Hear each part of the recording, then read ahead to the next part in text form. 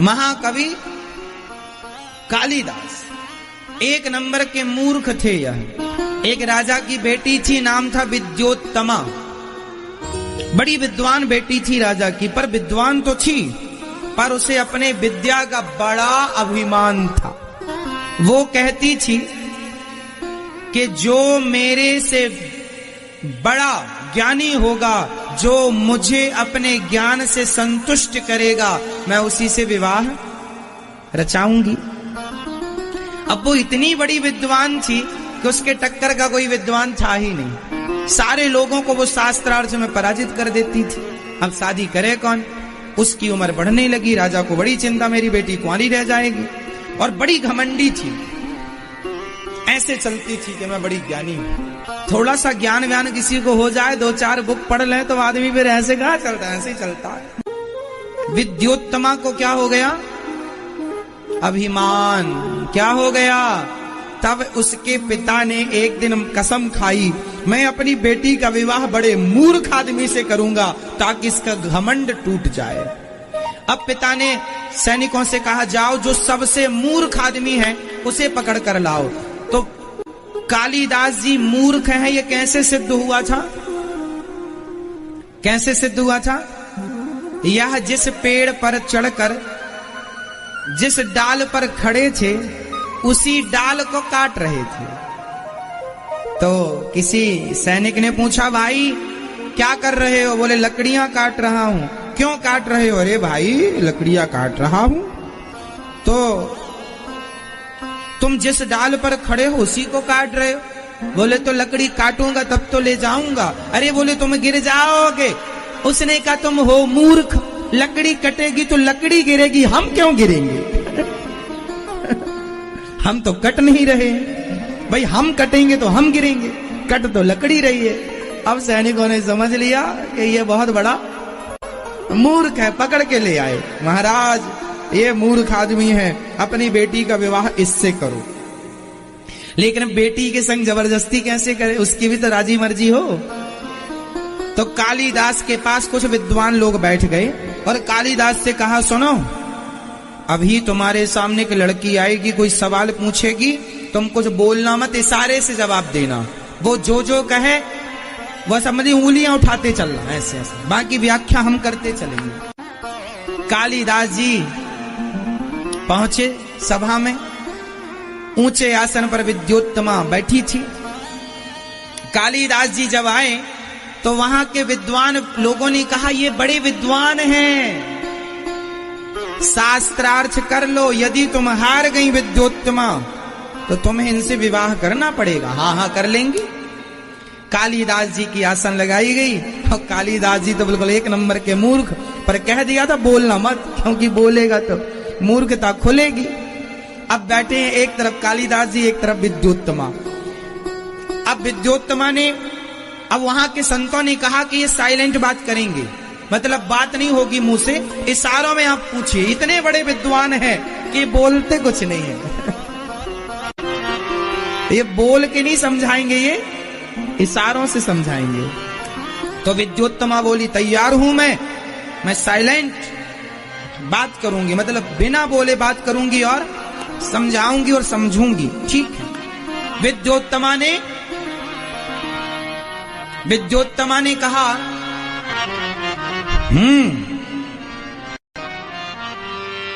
तो कालिदास जी को लगा ये कह रही है एक थप्पड़ मारूंगी, हम मूर्ख तो मूर्ख। कालिदास जी ने कहा, तू एक मारेगी? मैं 2 जमाऊंगा तेरे गालों में। विद्योत्तमा ने पूछा, क्या ब्रह्म एक ही है? अब विद्योत्तमा ने कहा, इससे कठिन सवाल पूछते। विद्योत्तमा ने कहा, विद्योत्तमा ने पूछा, क्या 3 गुण से ही काम हो जाएगा? सत्वगुण, रजोगुण और तमोगुण। सत्वगुण, रजोगुण और तमोगुण। विद्योत्तमा के पूछने का आशय यह था कि क्या यह सृष्टि 3 गुण से परिपूर्ण हो जाएगी? तो कालिदास जी ने कहा, यह हमें 3 मारने का बोल रही है, अब मैं इसे बढ़ा के मारूंगा। तो कह दिया उन्होंने, 5 मारूंगा तुझे गिन के।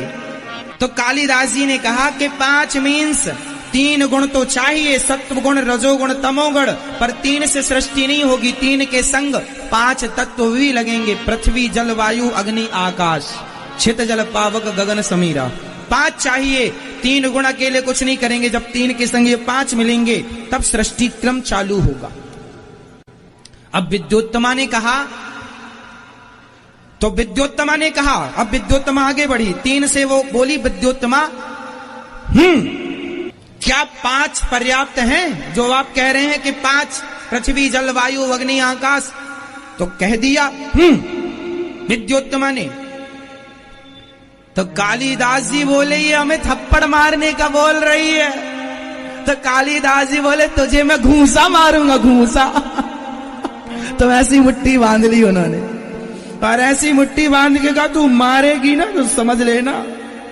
ऐसे 5 को मिलाकर एक मुट्ठी बांध ली कालिदास जी ने। इस आशय, इससे क्या अर्थ निकला? इससे यह अर्थ निकला कि 5 तत्व तो हैं, पृथ्वी जल वायु अग्नि आकाश, पर 5 से काम नहीं होगा। 5 जब मिलकर एक ये संगठित हो जाएंगे, जब एक ही शरीरों में 5 समाएंगे तब शरीर की सत्ता होगी। 5 अलग अलग रहेंगे तो सत्ता नहीं। भाई पृथ्वी अलग भागे, जल अलग भागे, वायु अलग, तो शरीर थोड़ी तैयार होगा। जब 5 एक हो, इसलिए एक ठूसा मारेंगे तुझे। एक ठूसा कहा, मुट्ठी का एक महाकपि हनी, मुट्ठी का मिलके एक। विद्योत्तमा समझ गई कि ये आदमी बड़ा ज्ञानी है। विद्योत्तमा को लगा ये आदमी बहुत बड़ा ज्ञानी है, मेरे सही जवाब दिया हर प्रश्न का। और विद्वान लोगों ने व्याख्या करी। अब तो विद्योत्तमा तैयार हो गई, शादी हुई, राजा बड़ा खुश के चलो हो गई शादी। और जब शादी हुई तो वही है, मैंने अभी पिछली कथा में सुनाया था कि एक लड़का लड़की ने व्हाट्सएप में प्यार कर लिया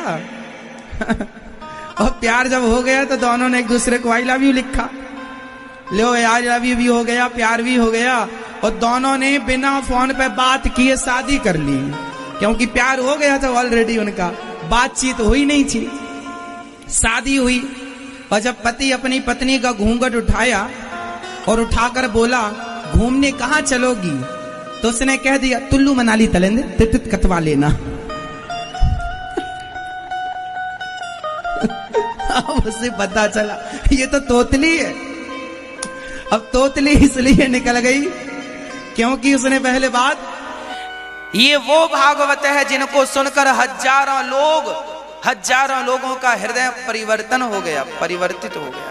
ये वो भागवत है जो सुन ले 7 दिन बड़े भाव से, तो मैं गारंटी लेता हूं, स्टाम्प पर लिख कर दे सकता हूं कि कोई जो भगवान को कभी नहीं मानता था, नास्तिक से महानास्तिक व्यक्ति भी यदि भागवत में 7 दिन बैठ जाए, 7 दिन बाद वो आस्तिक ना हो जाए तो आप जो सजा दोगे मंजूर हो जाएगी। आपका बेटा बिगड़ा है, महा बिगड़ा है, कुसंग में पड़ चुका है, बहुत बिगड़ गया है। मेरी माँ, मैं गारंटी लेता हूं आपके बेटे की, आपके पति की, आपके पड़ोसी की, वो लोगों की जो बिल्कुल रास्ते से भटक गए हैं, गलत मार्ग अपना चुके हैं, 7 दिन उन्हें मेरे सामने बिठा दो, 7 दिन में वो बदल ना जाए, उन्हें सुधार कर मैं आपको वापस ना कर दूं, तो आप कहना ये ताकत भागवत जी की है, ये शक्ति भागवत जी की है। ले आओ दुनिया के महान कुसंगियों को मेरे सामने, ले आओ दुनिया के महान बिगड़ैल लोगों को मेरे सामने। 7 दिन में, मात्र मुझे 7 दिन का ये ऑपरेशन मात्र 7 दिन का है। 7 दिन में आपके अंदर का सारा ज्ञान निकालकर भगवत कृपा से केवल प्रेम का प्रकाश होगा, भक्ति का प्रकाश होगा, और आपका हृदय परिवर्तित हो चुका होगा, आपको पता ही नहीं लगेगा। ये भागवत का दावा है। हम बोलते हैं आपसे, अपने बच्चों को सुनवाया करो कथा। कथा उनको ही सुननी चाहिए जो रास्ता भटक चुके हैं। रास्ता भटक गए हैं उनको तो बहुत जरूरत है भाई, दवाई की जरूरत उन्हें ज्यादा है जो बीमार पड़े हैं। जो बीमार नहीं है उन्हें दवाई की जरूरत क्या है? आप लोग सुन रहे हैं तो आपका भगवत प्रेम बढ़ेगा, भगवत भक्ति बढ़ेगी। और जो लोग बिल्कुल नास्तिक थे, रास्ता भटक चुके थे, उन्हें तो नई ऊर्जा मिल जाएगी, नया रास्ता मिल जाएगा, जीने की नई आशा मिलेगी। कितने लोग हैं मेरी माँ, कितने ऐसे लोग हैं, ऐसी मेरी माएँ हैं, बहनें हैं, बच्चे हैं, ऐसे लोग हैं जो कहते हैं हम बस मरने जा रहे थे, आत्महत्या का प्लान था, पर टीवी पर साधना चैनल पर उन्होंने भागवत सुन ली। 1 मिनट की सुनी तो 1 घंटे सुन ली, फिर 1 घंटे की सुनी तो 3 घंटे, और फिर 7 दिन सुनी।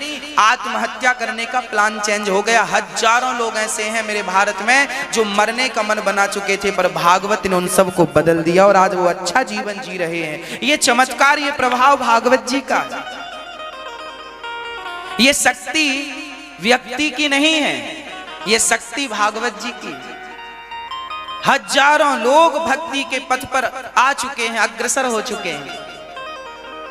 हजारों लोगों को जीवन बदल चुके हैं इस कथा से। इसलिए इस कलिकाल में और कोई दूसरा सहारा नहीं है, केवल भागवत जी ही हम सबका सहारा है, क्योंकि भागवत ही भगवान है। जब तक भागवत नहीं सुनोगे, याद रखना मेरी माँ, बिहारी जी के दर्शन आपने 1000 बार किए होंगे, पर भागवत जी सुनने के बाद जब आप बिहारी जी का दर्शन करोगे ना, तो 1000 बार आपने वो दर्शन किए हैं अपने से। उन दर्शन का आनंद और भागवत सुनने के बाद जो दर्शन होगा उसका आनंद ही कुछ और होगा। विश्वास ना हो तो करके देख लेना। भागवत भगवान के चरणों में प्रीति बढ़ाती है। भगवान को कौन जानता है? यदि भगवान की कथाएं, राम की कथा ना हो तो राम का परिचय कौन देगा?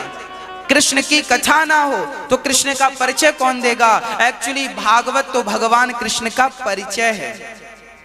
राम कथा, रामायण और रामचरितमानस तो भगवान श्री राम का परिचय है। एक व्यक्ति से आप मिलेंगे, हमारे पास हमारे देश के राष्ट्रपति आकर खड़े हो जाएं और हमें पता ही ना हो कि ये राष्ट्रपति हैं, तो क्या आप और हम उनका सम्मान करेंगे? क्योंकि हमें तो पता ही नहीं कि ये व्यक्ति कौन है। सामान्य कपड़ा पहनकर सामान्य व्यक्तियों की तरह बाजू में आकर हमारे पास राष्ट्रपति जी खड़े हो जाएं, तो क्या हम और आप उनका सम्मान करेंगे? क्यों नहीं करेंगे? क्योंकि हमें उनके बारे में जानकारी नहीं थी। जब जानकारी होगी कि ये हमारे भारत के राष्ट्रपति हैं, तो साथ सम्मान हम उनका सम्मान करेंगे। उसी प्रकार भागवत तो भगवान का परिचय कराती है कि ये कौन है जिन्हें तुम देखने जा रहे हो, ये कौन है। ये पूर्ण रूप से परिचय है, जन्म से लेके आखिरी तक का भगवान का परिचय है। भागवत ईश्वर का परिचय है। भागवत सुनने से भगवान के चरणों में भक्ति बढ़ती है। सिर्फ भक्ति नहीं, भक्ति ज्ञान विराग आप तो विवेको वर्धते महान। भक्ति ज्ञान वैराग और विवेक भी बढ़ता है। ये भागवत जी बढ़ाने वाली हैं, ये कल्याण करने वाली हैं। इसलिए श्रद्धा से एक बार कोई इन्हें अपनाए तो कल्याण हो जाता है। हाँ, ये भागवत है। इसलिए हम कहा करते हैं कि भागवत जी से प्रीति करना सीख लो। ये भागवत नहीं है, ये प्रत्यक्ष भगवान है, यही भगवान है। शब्द ही ब्रह्म है। मेरी वाणी से निकला हुआ हर शब्द ब्रह्म है, आपकी वाणी से निकला हुआ हर शब्द ब्रह्म है। हर कितना है कि आपकी वाणी से जो शब्द निकलते हैं वो शब्द भागवत के नहीं है, गीता के नहीं है, इसलिए उन शब्दों में जान नहीं है। पर जो शब्द गीता के हैं, जो शब्द भागवत जी के हैं, वो शब्द तो प्राणी मात्र को नर्क से ले जाकर स्वर्ग की ओर कर देते हैं। आपके शब्दों में, सामान्य शब्दों में इतनी ताकत है, आप किसी को गाली दे दीजिए, अपने आप झगड़ा चालू हो जाएगा। आप बहुत सारे लोगों के देखिए शब्दों में ये जान है कि झगड़ा करा सकते हैं। शब्द ऐसे हैं बाग लगा सकते हैं, और शब्द ऐसे हैं कि आग लगा सकते हैं। शब्द से बाग लगता है और शब्द से आग लगती है। अब बाग लगाना है कि आग लगाना है, मर्जी आपकी। संसार की बातों को करने से आग लगती है और भगवान की बातें करने से बाग लग जाता है। बाग लगाना है कि आग लगाना है, मर्जी आपकी। ये शब्द ही तो हैं जो हृदय तक पहुंच के और आपके हृदय में भगवत प्रेम जागृत कर देते हैं, भगवत भक्ति जागृत कर देते हैं। जब हम भगवान की कथा सुनते हैं तो आंखों से झरझर आंसू गिरने लगते हैं। जब उद्धव चरित्र सुनते हैं, सुदामा प्रसंग सुनते हैं तो हृदय द्रवीभूत हो जाता है, रोमांचित हो जाता है शरीर। ये भागवत के शब्द ही तो हैं जो आपके रोंगटे खड़े कर देती हैं। हाँ, भागवत कितनी बार सुने हम? बोले राम राम रटते रहो, कब तक रटे? जब तक घट में प्राण। क्यों? कभी तो दीन दयाल के भनक पड़ेगी कान। कभी तो सुनाई पड़ेगा ना। भगवान का नाम जपते रहो, कथाएं तब तक सुनो। अरे भाई, हम रोटी कब तक खाते हैं? पानी कब तक पीते हैं? बताओ, हमें पानी कब तक पीना है? बोलो मेरी माँ, बोलो। जब तक हम जीवित हैं, जब तक जीवित हैं तब तक हम पानी पीते हैं।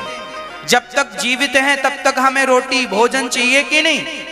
प्राण निकलने के बाद तो भूख प्यास खत्म, पर जब तक जीवन है, जब तक जीवन है तब तक पानी। कई लोग तो आखिरी सांस में पानी मांगते हैं, पानी डाल दो 2 बूंद, गंगा जल डाल दो 2 बूंद। हमारी जरूरत पानी है। जैसे आखिरी श्वास तक पानी की आवश्यकता है, भोजन की आवश्यकता है, उसी प्रकार आखिरी श्वास तक भगवान की कथा और भगवान का नाम हमें सुनना चाहिए, भगवान का नाम जपना चाहिए। यह नाम कल्याणकारी है। आखिरी श्वास तक नाम जपो। भक्ति महारानी ने जब महिमा सुनी तो भक्ति महारानी प्रकट हो गई। आहा, कहां से? श्रीमद् भागवत महापुराण से, भागवत से भगवान भक्ति महारानी प्रकट हो गई। और जब प्रकट भई, याद रखना, इस भागवत से ही भक्ति प्रकट होती है, ज्ञान प्रकट होता है और वैराग्य। आप बताइए, आपको ज्ञान मिल रहा है कि नहीं भागवत से? भक्ति मिल रही है कि नहीं भागवत से? और वैराग्य भी होगा धीरे से। भागवत से ही भक्ति ज्ञान वैराग्य प्रकट होते हैं। इस दुनिया में आज कहीं भक्ति ज्ञान वैराग्य मिलेंगे तो केवल भागवत में मिलेंगे। ये तीनों इस भागवत में समाये हुए हैं और यहीं से प्रकट हो गए। भक्ति महारानी ताता थैया करके नाचने लगी। भक्ति सुतौ तौ तरुणौ गृहीत्वा प्रेमई के रूपा सहसा विरासित। श्री कृष्ण गोविंद हरे मुरारी नाथेति नामानि मुहुर्वदन्ति। भक्ति महारानी ने कीर्तन गाया। भक्ति महारानी ने कहा, श्री कृष्ण गोविंद हरे मुरारी, हे नाथ नारायण वासुदेव। श्री कृष्ण गोविंद हरे मुरारी, हे नाथ नारायण वासुदेव। एक बार जोर से गाइए। श्री कृष्ण गोविंद हरे मुरारी, हे नाथ नारायण वासुदेव। ये कीर्तन भक्ति महारानी को बड़ा प्रिय है। ये कीर्तन भक्ति महारानी को ही नहीं, भगवान को भी बड़ा प्रिय लगता है।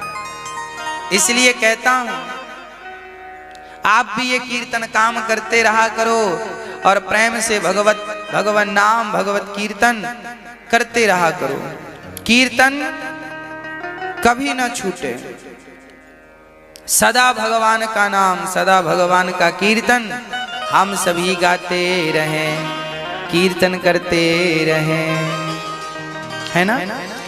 आइए जरा हम भी भगवान का कीर्तन करते हैं, भगवान का नाम जपते हैं। जागो, समय रहते जाग जाओगे तो काम बन जाएगा, नहीं सिर्फ पश्चाताप।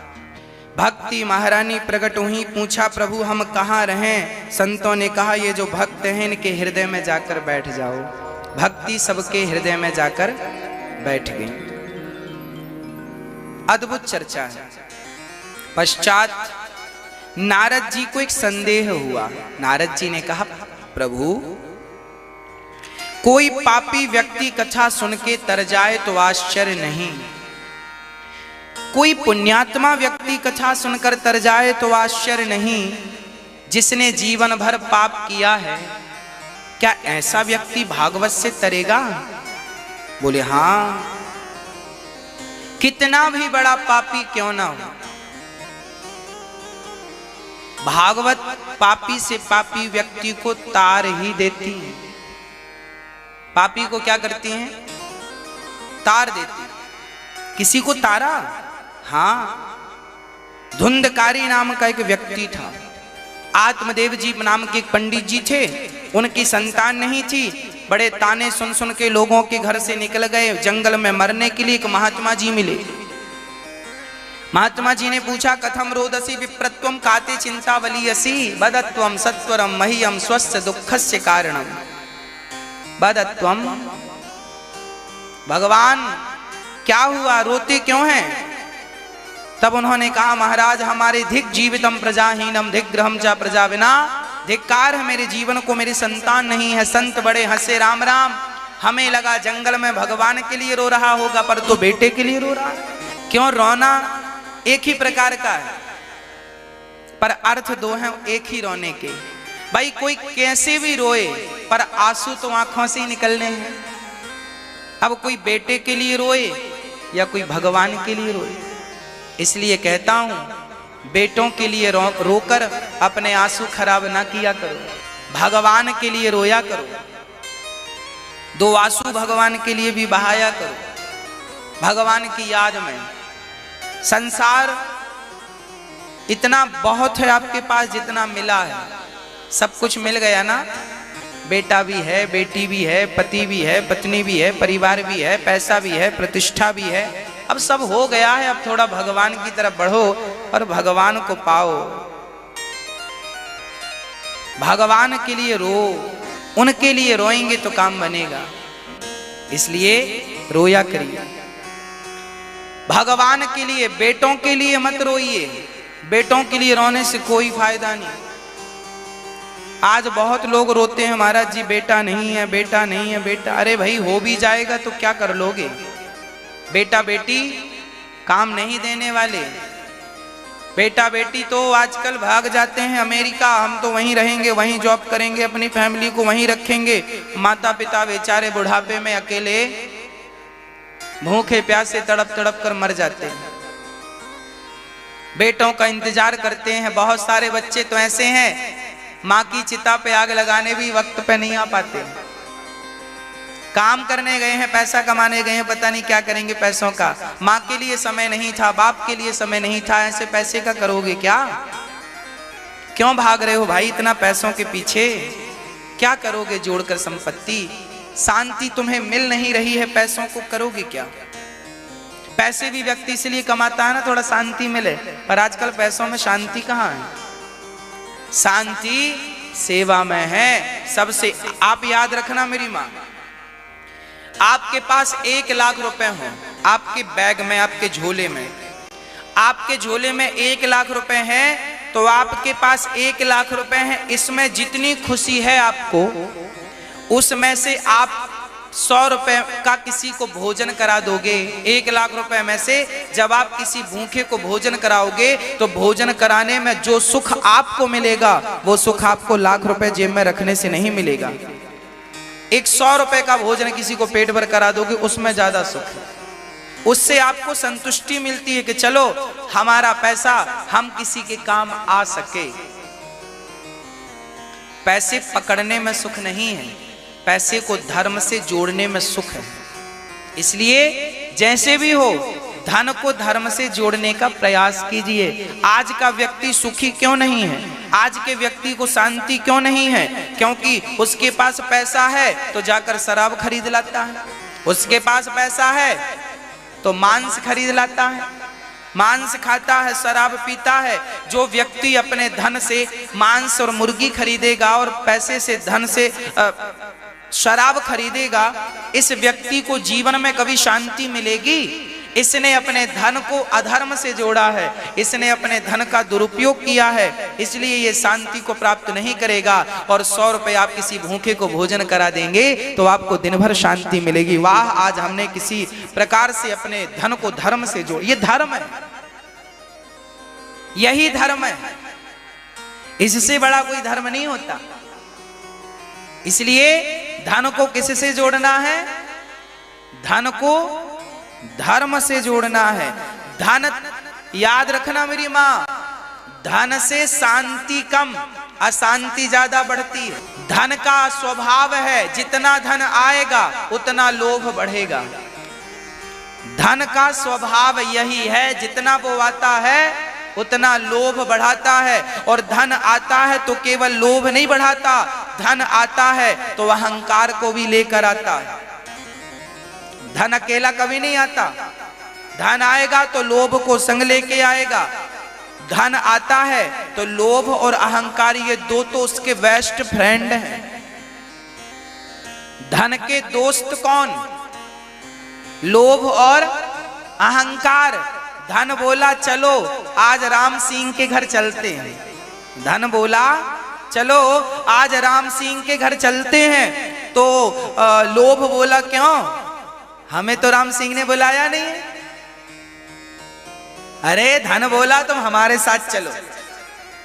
जैसे दुल्हा के संग बाराती बहुत सारे आ जाते हैं, है ना, उसी प्रकार धन तो लोभ अपने साथ लाता है और साथ में फिर अहंकार, अहंकार है। धन बोला हमारे संग चलो, जहां हम वहां तुम, वहीं मिल करेंगे। तो धन आया जब आपके पास, तो साथ में लोभ आया। आपके पास 1 लाख रुपए आएंगे तो अपने आप 2 लाख की इच्छा अपने आप जागेगी। 2 आ जाते, 2 आएगा तो 4 की जागेगी। 1 करोड़ आ जाए तो 2 करोड़ की इच्छा अपने आप जाग जाएगी। लोभ जाग रहा है, हाँ या ना? बोलो हाँ या ना? धन हमेशा लोभ लेकर आता है। और जब लोभ बढ़ेगा, जब आपके घर में धन बढ़ेगा तो एक चीज और बढ़ेगी, फिर अपने आप छाती फैला कैसे चलेंगे? ए साहब हमारे पास तो सब है, हमें जानते नहीं हम कौन है, VIP लोग हैं हम, हमें नहीं जानते। धन आएगा तो अकड़ आएगी, अहंकार आएगा। और जब अहंकार आएगा तो वो अहंकार आपका नाश कर देगा। और जब आपका पूरा नाश हो जाएगा तो तीनों बोलेंगे अब चलो इसके घर से। धन भी जाएगा, अहंकार भी जाएगा, लोभ भी चला जाएगा, फिर बचेगा क्या? जाओ तीनों। धन याद रखना, जो व्यक्ति अपने धन का दुरुपयोग करता है उसके घर में तीनों आते हैं। पर जो व्यक्ति धन को पाकर धर्म से जुड़ा रहता है तो उसके जीवन में अहंकार उसका बाल भी बांका नहीं कर सकता। जो व्यक्ति धन को धर्म से जोड़ता है, जो व्यक्ति अपने आप को भगवान से जोड़कर, जो व्यक्ति भगवान को भूल जाते हैं ना, ये धन उसी को मजा चखाता है, रोड में लाकर खड़ा कर देता है। और जो भगवान में जुड़े रहते हैं, धन से धर्म करते रहते हैं, भगवान की ओर बढ़ते हैं, उनका धन दिन दूना रात चौगुना बढ़ता ही जाता है। उनके नाश की कोई संभावना नहीं। रावण जैसे दिग्गजों का नाश हो गया अहंकार के कारण।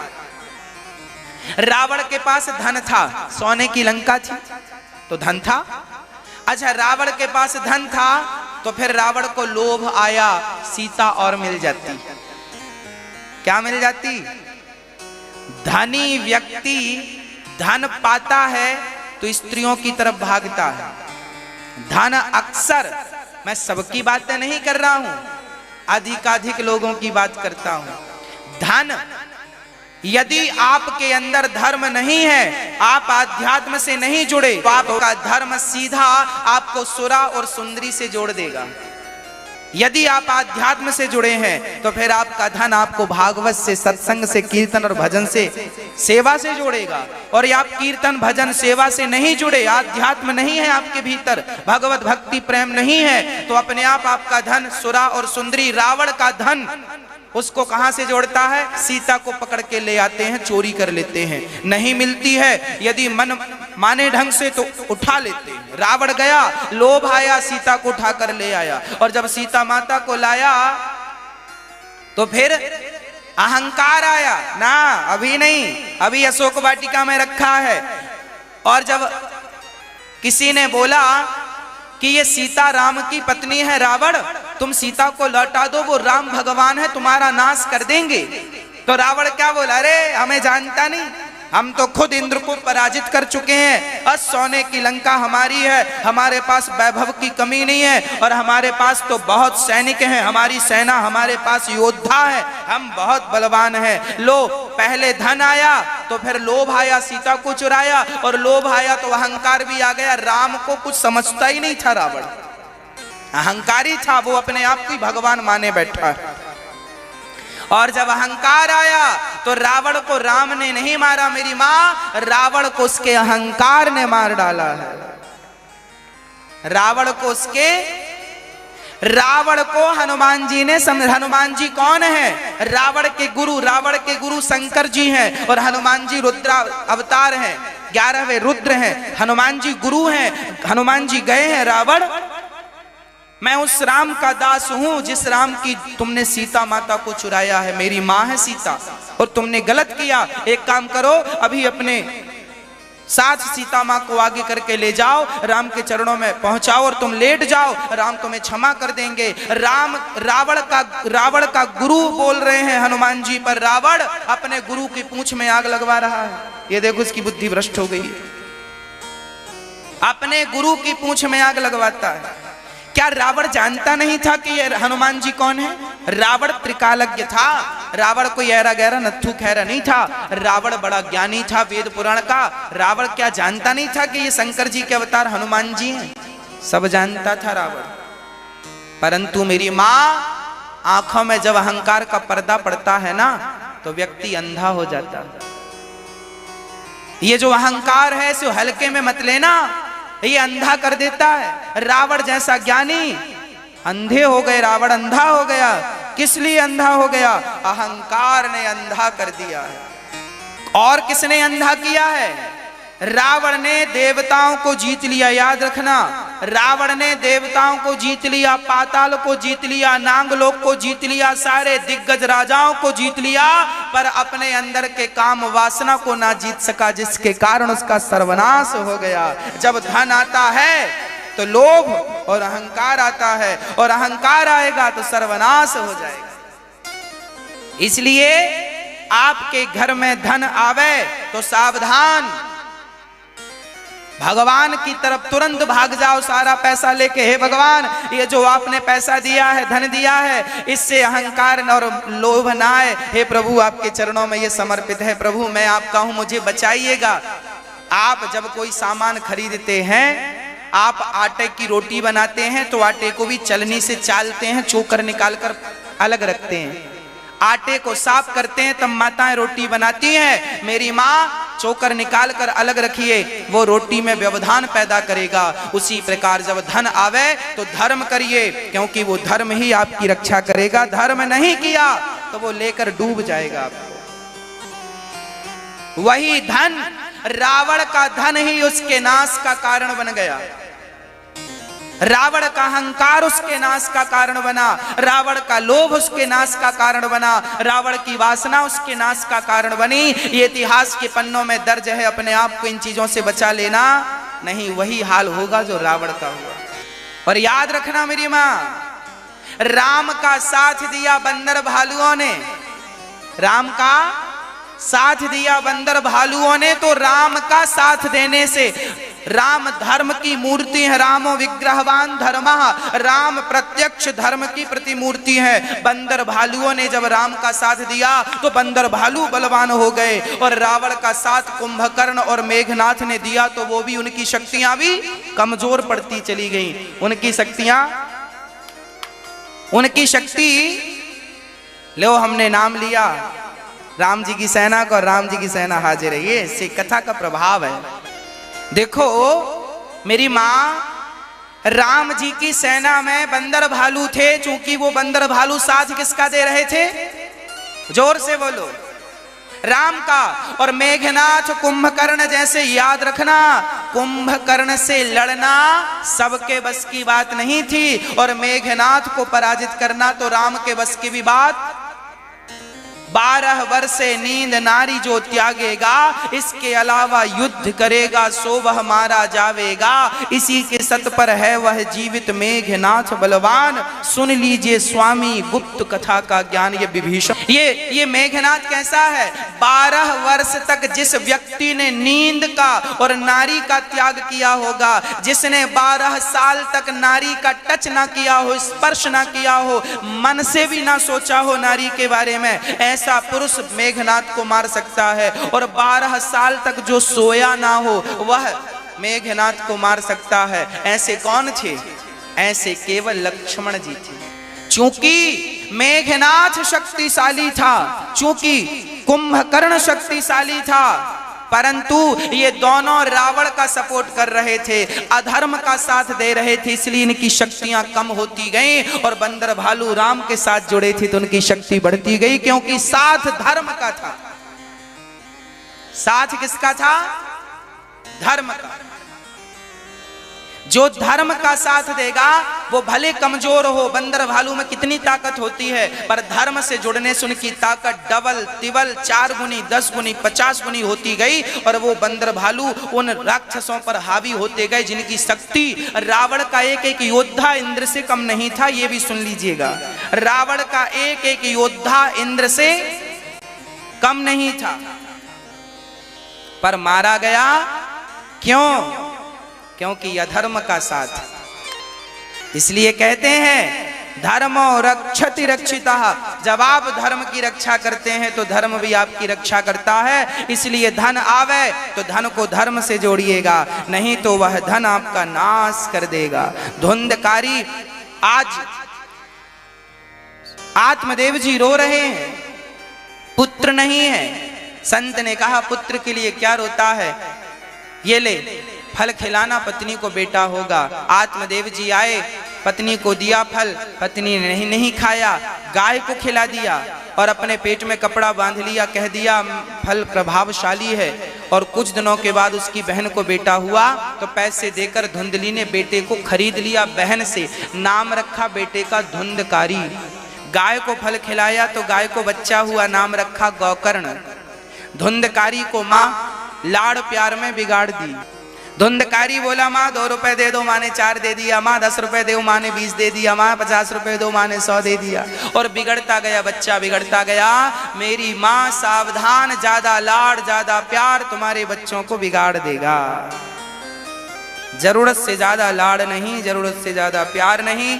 और बच्चों को तो जितना आप तपाओगे उतने बच्चे निखर के आगे आएंगे। बच्चों को तपाया करो। आजकल आप लोग बच्चों को तपाते नहीं है, तपस्या नहीं। तपस्या का अर्थ परिश्रम नहीं है। आजकल बच्चे सुकुमार हो गए हैं, कोई परिश्रम नहीं है, पसीना नहीं निकलता। एसी में बैठ करके बेचारे इतने सुकुमार हैं, एसी के कमरे में बैठ के पढ़ते हैं। जबकि हमारे यहां पढ़ाई कैसी थी? लाइट नहीं थी तो दिया जलाकर पढ़ते थे। सारी पढ़ाई दिन में कर लेते थे, रात के लिए कुछ बच जाए तो दीपक जलाकर पढ़ते थे। नींद खुल जाए फिर पढ़ने लगते थे। अरे शिक्षा को पाने के लिए परिश्रम करना पड़ता है, त्याग करना पड़ता है। अब कोई त्याग ना करे, विद्वान हो जाए। धुंधकारी की माँ धुंधली ने लाड़ कर करके धुंधकारी को बिगाड़ दिया। अब धुंधकारी जुआ खेलता है, शराब पीता है, परिस्त्रियों का संग करता है। एक दिन तो लाठी लेकर आया और अपने पिता से बोला लाओ पैसे तुमने कहाँ जमा के रखे। पिता ने कहा बेटा तुमने सारा जुए में शराब में उड़ा दिया, बचा कहाँ है? पैसे नहीं दिए तो पिता की पीठ में 2 लाठियां बरसाई धुंधकारी ने। पिता रोने लगे, मेरा बेटा मुझे मारता है, रोने लगे। तब गोकर्ण जी महाराज वहां पर आ गए और गोकर्ण जी देखिए अपने पिता को उपदेश करते हैं। गोकर्ण जी ने कहा, देहे स्थिमांस रुधिरे भीमतिम त्यजत्वम जाया सुतादिषु सदा ममतां विमुञ्च पश्यानिशं जगदिदं क्षणभङ्गनिष्ठं वैराग्य रागरसिको भव भक्तिनिष्ठः। क्या कहा? गोकर्ण जी ने कहा, पिताजी आप रो रहे हैं, मेरे बेटे ने मारा, पत्नी ने धोखा दिया। अच्छा ये बताओ, इस दुनिया में वो कौन है जो आपको धोखा देता है? आप सभी से मेरा प्रश्न है, उत्तर आप सभी से चाहूंगा। बताइए वो कौन है जो आपको धोखा देता है? जल्दी से बताइए, इतना क्या विचार कर रहे हैं? कौन है वो आपको जो धोखा देता है? बताओ। मेरी माँ, मैया जी, ओ मेरी मैया, बताओ कौन है वो जो आपको धोखा देता है? चलिए आपके पास उत्तर नहीं है, हम आपको उत्तर देते हैं। आप कहते हैं महाराज जी हमारी पत्नी ने धोखा दे दिया, हमारे पति ने धोखा दे दिया, हमारे बच्चे ने धोखा दे दिया, हमारे पड़ोसी ने धोखा दे दिया, हमारे बिजनेस ने धोखा दे दिया, हमारी गाड़ी ने धोखा दे दिया, हमारे, ये सब तो बाद का है। इसके पहले क्या है? इसके पहले ये है कि ये जो आपका बढ़िया सा शरीर है, हाँ, आपका ये जो शरीर है, ये शरीर सबसे बड़ा धोखेबाज है। एक दिन आपका शरीर ही आपको धोखा देगा, आपको छोड़कर चला जाएगा। लोग ले जाकर शमशान में जला देंगे। बोलो हाँ या ना? हाँ या ना? आप कहते हैं पत्नी ने धोखा दिया, पुत्र ने धोखा दिया। अरे पत्नी और पुत्र को भूल जाओ, क्या तुम्हारा ये शरीर तुम्हारा साथ देता है? हाँ या ना में जवाब दीजिए। यदि तुम्हारा था ये शरीर तो फिर आंखों में कम दिखने लगा, रोका क्यों नहीं? आंखों में कम दिखने लगा, आपने रोका क्यों नहीं? इसका कारण यही है कि आपका शरीर आपका नहीं था। था क्या? आंखों में कम दिखने लगा, आपने रोका क्यों नहीं? हाथ की शक्ति कम पड़ गई, आपने रोका क्यों नहीं? इसका अर्थ यही है कि आपका शरीर आपके पास होता हुआ भी आपका नहीं है। यदि आपका था तो आपको छोड़ कैसे दिया शरीर ने? आपका साथ क्यों छोड़ दिया शरीर ने? क्यों छोड़ दिया? सबसे बड़ा धोखेबाज तो ये शरीर है और एक दिन ये आपको धोखा देगा। इसलिए कहता हूं, जब पता ही है कि ये धोखा दे देगा तो पहले से सावधान रहो ना। धोखा दे इसके पहले ही भगवान को पालो, बाद में धोखा मिले तो मिले। अब भगवान को पा लिए हमने, जिसके लिए आए थे वो मिल गए, अब तो धोखा मिल जाए। भाई हमारी नौका डूबी तो पर किनारे डूबी तो हम तो बच जाएंगे, और बीच में डूबी तो फिर डूब जाएंगे। भाई नौका डूब जाए, हमें पता है कि नौका में छेद हो गया है, हमें पता है कि पानी भर रहा है, तो एक काम करो, जल्दी जल्दी नाव चलाओ, किनारे तक पहुंचा लो। अब नौका किनारे पहुंच गई, वहां तुम नाव डूब गई, तुम छलांग लगा लो, किनारे पहुंच जाओगे। उसी प्रकार तुम्हें शरीर धोखा देगा, छोड़कर चला जाएगा। ये तुम्हें छोड़े उसके पहले भगवान के पांव पकड़ लेना, ताकि भवसागर से पार लग जाओ। नहीं बीच में डूबोगे तो ना घर के ना घाट के डूब जाओगे, 84 के चक्कर में उलझ जाओगे। इसलिए कहता हूं सावधान। साथ तो ये शरीर भी नहीं देता, फिर आप कह रहे हो पत्नी ने साथ नहीं दिया। तुम्हारा शरीर तुम्हारा ना हो सका, तुम्हारी पत्नी तुम्हारी क्या बनेगी? तुम्हारा पति तुम्हारा क्या होगा? तुम्हारा बेटा तुम्हारा कब तक साथ देगा? शरीर भी तो तुम्हारा साथ ना दे पाया, फिर बेटा कब तक का साथी है? पति और पत्नी कब तक के, इसलिए लोगों से अपेक्षा ना रखा करो कि ये हमारा साथ देगा। साथ कोई दे सकता है आपका तो केवल मेरे कृष्ण आपका साथ दे सकते हैं। इसलिए इनमें विश्वास रखो, इनके चरणों में प्रीति करो, इनसे ही कुछ कहो, बाकी शरीर तो किराए का।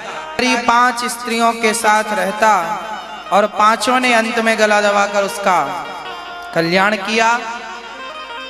धुंधकारी प्रेत बना। धुंधकारी की 5 स्त्रियां अर्थात हमारी 5 इंद्रियां जो हम सभी को परेशान करती हैं। शब्द स्पर्श रूप रस गंध। आंख कहती है अच्छा देखो, कान कहते हैं अच्छा सुनो, आंख जिह्वा कहती है अच्छा चखो, चमड़ी कहती है अच्छा स्पर्श करो, नाक कहती है बढ़िया गंध हो। पूरी जिंदगी 5 की इच्छाएं पूरी करते करते गुजार दी। धुंधकारी मारा गया, प्रेत बना। तब गोकर्ण जी ने भागवत सुनाई।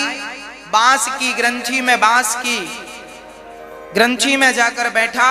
7 दिन की कथा से बांस की 7 ग्रंथि खुली और एक दिव्य विमान आता है और धुंधकारी उसमें बैठ करके अपने परम धाम को, भगवत धाम को चला जाता है। ये भागवत की महिमा है। जिस पापी को गया श्राद्ध सते नापी मुक्तिर्मेना भविष्यति, जिस पापी को गया श्राद्ध ना तार सका, ऐसे पापी को भागवत जी ने तार दिया, धुंधकारी को तार दिया। भागवत जी तार देती हैं। किस प्रकार नारद जी का प्रश्न था और उसका समाधान हुआ। बिहारी जी प्रकट हुए, साधु संत नृत्य करने लगे, भजन करने लगे भगवान के सामने। श्रोता कैसा हो, वक्ता कैसा हो, ये निरूपण हुआ। वक्ता कैसा हो, विरक्तो वैष्णवो विप्रो वेद शास्त्र विशुद्धिकृत, दृष्टांत कुशलो धीरो, वक्ता कार्योति निष्प्रहा। वक्ता कैसा होना चाहिए, विरक्त वैष्णव भगवान का भक्त। और श्रोता कैसे होने चाहिए, आप जैसे श्रोता होने चाहिए, जो केवल कथा सुनने वाले हो, यहाँ वहां की चर्चाएं ना करने वाले हो, एक चित्त से एक मन से भगवान की कथा सुने। ऐसे श्रोता अवर और प्रवर कोटि के श्रोता हैं। अच्छे हंस की तरह और बुरे बैल की तरह, ऐसे श्रोता बताए हैं। अब भागवत जी का यह महात्म पूरा हुआ। अब भागवत जी में प्रवेश करते हैं। सारे लोग बड़े भाव से भागवत जी का नित्य गान करते हैं। भागवत जी क्या है, भागवत जी के प्रथम श्लोक, प्रथम अध्याय, कितना बढ़िया वर्णन किया। भागवत जी में ठाकुर जी का सुंदर वर्णन है। जन्म आदि यस्य जन्माद्यस्य, जिस परमात्मा से ये संसार बना है उस परमात्मा को प्रणाम करते हैं। वो भगवान है कैसे, जिनको हम प्रणाम करते हैं। ये भगवान का विस्तृत परिचय है। चार्थे सुभिज्ञः स्वराट, वो भगवान सब जानने वाले हैं। और जिस परमात्मा को ब्रह्मा ना समझ पाए, मुह्यंत यत् सूरया, बड़े बड़े यत् सूरी भगवान के दर्शन करके मोहित हो जाते हैं, भगवान में डूब जाते हैं। ऐसे भगवान जो यत्र त्रिसर्गो मृषा, जिनमें तीनों गुण नहीं है। हम सामान्य व्यक्ति सत्व गुण, रजोगुण, तमोगुण से बने हैं, पंच तत्वों से बने हैं। हम में 3 में से तीनों या एक तो है ही, पर भगवान तो त्रिगुणातीत हैं, तीनों गुणों से परे दिव्य गुण वाले भगवान। ऐसे भगवान को हम सत्यम परम धीमहि, ऐसे भगवान को सत्य स्वरूप मानकर हम उनको अपने हृदय में सदा सदा के लिए बसाते हैं। भागवत को भगवान का सुंदर सा स्वरूप जानकर, भागवत जी को भगवान जी के चरणों में हम सत्य जानकर उनको प्रणाम करते हैं, उनका ध्यान करते हैं। प्रिय भक्तों, भगवान के 24 अवतारों का वर्णन है। भागवत जी में प्रश्न है, मनुष्य का धर्म क्या है, शास्त्रों का सार क्या है, मनुष्य के कल्याण का साधन क्या है, ईश्वर सगुण है या निर्गुण है, भगवान के अवतार कितने हैं, और धर्मः कम शरणं गतः, धर्म किसकी शरण में गया। भागवत में कुछ प्रश्न हैं जिनका समाधान भागवत जी में है। पूरी भागवत इन्हीं प्रश्नों का समाधान है। भागवत जी का पहला प्रश्न, मनुष्य का धर्म क्या है? आप बताइए मनुष्य का धर्म क्या है? क्या धर्म है हमारा? धर्म न दूसर सत्य समाना, आगम निगम पुराण बखान। सबसे बड़ा धर्म है सत्य बोलना। हम प्राणियों का धर्म है सत्य। दया धर्म का मूल है, पाप मूल अभिमान। दया भी हमारा धर्म है। इसलिए हम मनुष्यों को सदा सत्य के मार्ग पर ही चलना चाहिए। मैया जी, ओ मेरी माँ, किस मार्ग पर चलना चाहिए हम सबको? सदा सत्य के मार्ग पर चलना चाहिए, केवल सत्य। हमारे जीवन में झूठ ना हो, कपट ना हो, छल ना हो, केवल सत्य हो। सत्य बोलकर राजा हरिश्चंद्र अपने आप को बेच दिए। सत्य बोलकर बाजार में बिक जाना अच्छा है, पर झूठ बोलकर महलों में रहना अच्छा नहीं है। अरे झूठ बोलकर जीतने से अच्छा है सच बोलकर हार जाओ। राजा हरिश्चंद्र सत्य की रक्षा के लिए बिक गए। हाँ, किसके लिए बिक गए? सत्य के लिए। इसलिए आप कसम खा लो कि आप जीवन में कभी असत्य का साथ नहीं देंगे। कौरव बात बात पर झूठ बोलते थे और पांडव कभी झूठ नहीं बोलते थे। इसलिए भगवान ने पांडवों का साथ नहीं दिया। भगवान ने पांडवों का साथ नहीं बल्कि सत्य का साथ दिया। ये पांडव सत्य के साथ थे तो भगवान उनके साथ हो गए। कौरव झूठ थे, झूठे थे, भगवान ने उनका साथ नहीं दिया। इसलिए सदा सत्य का साथ देना चाहिए। हम सभी का धर्म है सत्य बोलना। शास्त्रों का सार है भागवत। शास्त्रों का सार है केवल भगवान के चरणों में प्रेम। और मनुष्य के कल्याण के साधन क्या है? बोले भागवत ही मनुष्य के कल्याण का साधन है। भगवान नाम ही मनुष्य के कल्याण का साधन है। प्रश्न ये है भागवत जी का कि भगवान सगुण है या निर्गुण है? अच्छा आप बताओ, भगवान सगुण है या निर्गुण है? क्या है भगवान? दोनों है। जैसे पानी सगुण भी है, साकार भी है और निराकार भी है। पानी को बर्फ बना दो तो साकार है, बर्फ पिघल गया तो निराकार है, कोई आकार नहीं। जैसे पानी ही साकार और निराकार दोनों होता है, उसी प्रकार वह परमात्मा भक्तों के लिए कभी साकार बन जाता है तो कभी निराकार बन जाता है। भगवान स्वतंत्र नहीं है। अहम भक्त पराधीना, भगवान भक्तों के अधीन है। भक्त जैसा भाव रखता है भगवान के प्रति, भगवान वैसे बन जाते हैं। आप यदि राम का भाव रखोगे तो वो राम बनकर आ जाएंगे। कृष्ण का भाव रखोगे वो कृष्ण बनकर आ जाएंगे। आप जो भाव रखेंगे भगवान वो बन जाएंगे। है वही, पर आपके भाव का जो आकार है वो आकार भगवान ग्रहण कर लेते हैं। भगवान का अपना कोई आकार नहीं है, ना तो भगवान का कोई रूप है, ना तो भगवान का कोई रंग है। बोले भक्त जो रंग दे दे भगवान वो रंग ग्रहण कर लेते हैं। भक्त जो रूप दे दे वो रूप ग्रहण कर लेते हैं। भक्त जो नाम दे दे वो नाम ग्रहण कर लेते हैं। भगवान का ना रूप है, ना रंग है, ना नाम है। आप जैसा भाव रखेंगे वैसा भगवान बनकर आपके सामने प्रकट हो जाएंगे। आज पूज्य श्री अनिरुद्धाचार्य जी महाराज ने हम सभी लोगों को बहुत ही उत्तम एवं शिक्षाप्रद कथा सुनाई है। आशा करता हूँ कि इस शिक्षाप्रद कथा से हम सभी लोग कुछ न कुछ शिक्षा अवश्य ग्रहण करेंगे और अपने जीवन को सुखी और सात्विक बनाने का प्रयास करेंगे। मित्रों, अगर आपको यह शिक्षाप्रद कथा पसंद आई हो तो वीडियो को लाइक करें और अधिक से अधिक लोगों को शेयर भी करें, जिससे और भी लोग महाराज जी की इस शिक्षाप्रद कथा से शिक्षा लेकर अपने जीवन को सुखी बना सकें।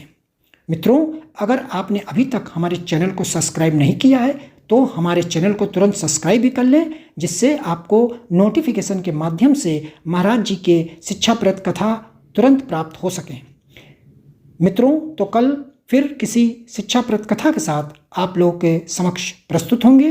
तब तक के लिए जय श्री राधे।